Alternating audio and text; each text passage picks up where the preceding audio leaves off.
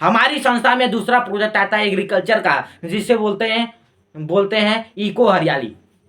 अगर हम इको हरियाली की बात करें तो इको हरियाली के पैकेट पे लिखा रहता है 3H+2F फार्मूला। 3H का मतलब क्या है?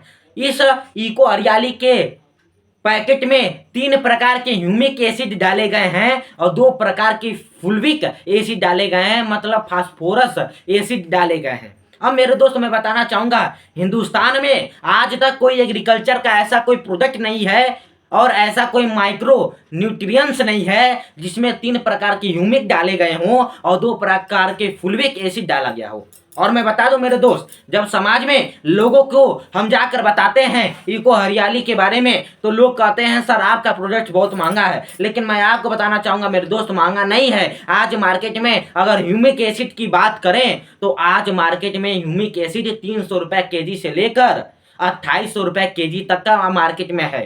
तो आज जो हमारी संस्था जो इको हरियाली में जो ह्यूमिक एसिड डाली है वो आपका A1 क्वालिटी का है। 2800 रुपए केजी का ह्यूमिक एसिड हमारी संस्था आपकी इको हरियाली में डाली है। बात समझ में आया? इसके अलावा जो इको हरियाली का काम है, इको हरियाली का बेसिक काम है पौधों में क्लोरोफिल की मात्रा बढ़ाए रखना। अगर आपके जान पहचान में आप कोई ऐसा खेती कर रहे हैं या कोई किसान व्यक्ति है जो परेशान है, उसके पौधे उनकी फसल पीली हो रही हैं, पीलेपन की समस्या है, तो ऐसे समस्या में आप इको हरियाली का यूज करा सकते हैं। ये पीलेपन को दूर करता है।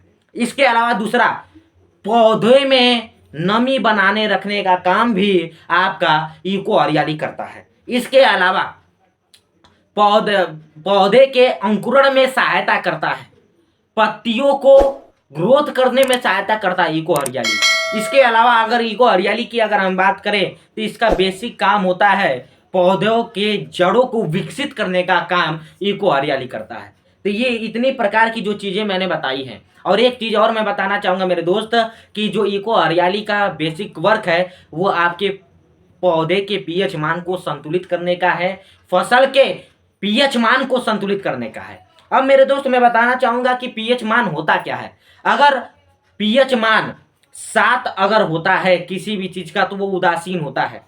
अगर 7 से कम होता है तो वो आपका अम्लीय होता है और 7 से अधिक होता है तो क्षारीय होता है। तो पीएच मान संतुलित करने का काम भी इको हरियाली करता है।